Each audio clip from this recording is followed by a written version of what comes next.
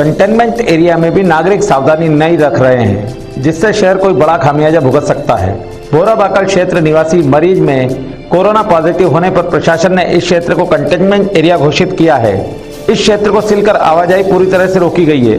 बावजूद इसके इक्का दुक्का लोगों की हो रही आवाजाही संकट बन सकती है। जिला प्रशासन के आदेश से लोक निर्माण विभाग ने त्रिपोलिया गेट से चांदनी चौक तक और बोराबाकल को सड़क किनारे बल्ली लगाकर नागरिकों के लिए मुख्य रास्ते ही बंद कर दिए हैं। इन मार्गों पर रहने वाले रहवासियों के घर के सामने रास्ता बंद किया है, जिससे अब कोई भी व्यक्ति सड़क पर ही नहीं आ सकता है। प्रशासन ने चेतावनी देते हुए कहा है कि अब कोई भी व्यक्ति लॉकडाउन का उल्लंघन करता हुआ मिला तो उस पर सीधे कार्रवाई कर प्रकरण दर्ज होगा।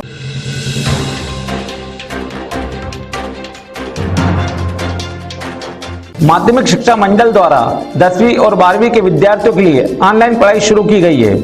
ऐसे अनेकों विद्यार्थी हैं जिनके पास एंड्रॉइड मोबाइल फोन नहीं है। ऐसे विद्यार्थियों की समस्याओं को देखते हुए एशियन केबल नेटवर्क अपने अंबर नेटवर्क के एएन टाइम्स के चैनल नंबर 99 पर शाम 4 से 6 में कक्षा 9th, 10th, 11th और 12th तक के विद्यार्थियों के लिए 21 अप्रैल से प्रसारण किया जाएगा। विद्यार्थी शाम 4 से 6 बजे तक अध्ययन का लाभ लें।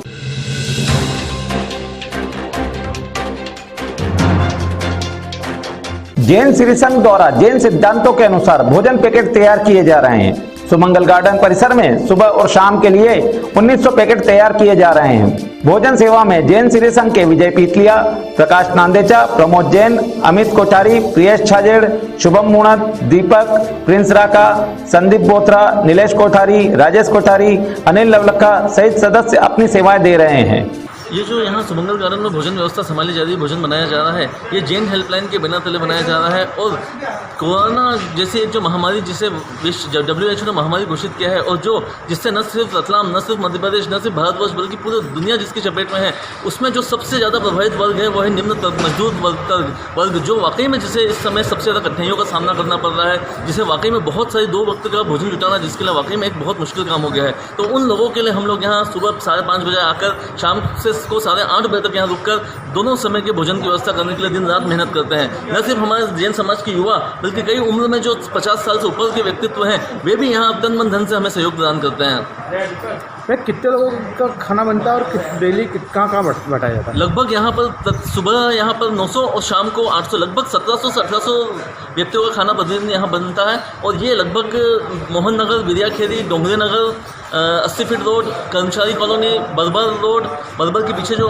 कश्यप सभागृह है उसके पीछे की बस्ती, फिर अंबिका नगर, उसके पश्चात फिर टैंकर रोड, डाटकी पुल, जवाहर नगर, धीरज शाह नगर, यहाँ तक ये पूरा भोजन बटाया जाता है।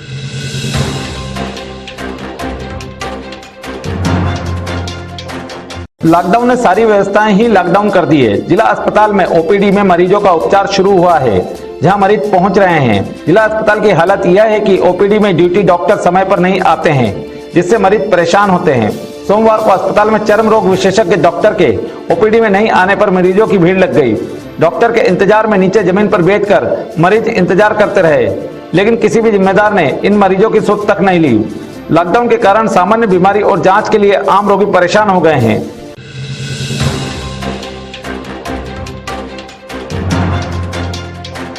रतलाम जिले के ऐसे छात्र जो कोटा अध्ययन रहते हुए लॉकडाउन के कारण फंस गए थे और कोटा से अपने घरों तक नहीं पहुंच सके थे, ऐसे छात्रों को अब मध्य प्रदेश सरकार अपने घर पहुंचाएगी। ऐसे ही कुछ रतलाम जिले के छात्रों को कोटा से रतलाम लाने के लिए रतलाम जिला प्रशासन ने भी तैयारी शुरू कर दी है। ऐसे छात्रों की सूची बनाई जा रही है।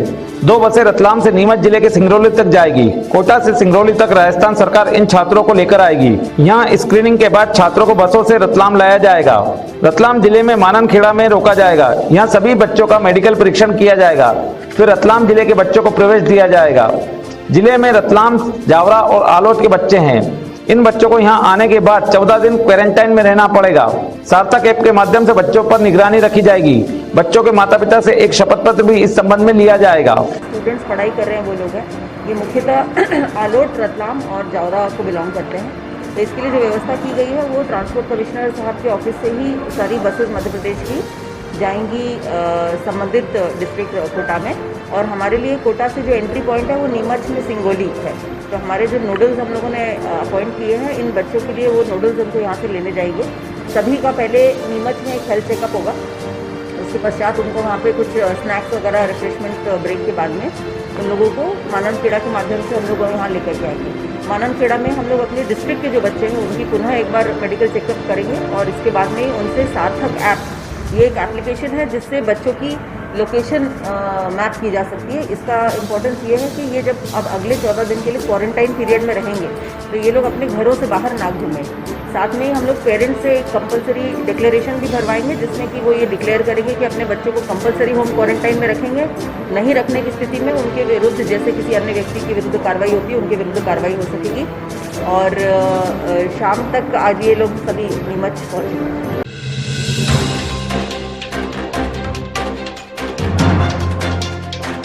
कोरोना संक्रमण को रोकने के लिए जारी लॉकडाउन में घरों से बाहर निकलने वालों के खिलाफ पुलिस की सख्ती जारी है। पुलिस बिना वजह घर से बाहर निकलने वालों को सार्वजनिक रूप से दंडित कर रही है। सोमवार की सुबह भी पुलिस की यह सख्ती जारी रही। दोपहिया वाहन चालकों को रोका जो बिना किसी ठोस वजह के पाए जाने पर दंडित किया गया। दंड स्वरूप उठक बैठक लगवाई गई। नगर निगम और शहीद चौक पर पुलिस ने 3 युवकों को उठक बैठक लगवाकर दंडित किया। पुलिस अब दोपहिया वाहन लेकर घर से निकलने वाली महिलाओं और युवतियों को रोककर पूछताछ करने लगी है। बिना वजह घूमते पाए जाने पर इनके खिलाफ भी पुलिस कार्रवाई की जाएगी।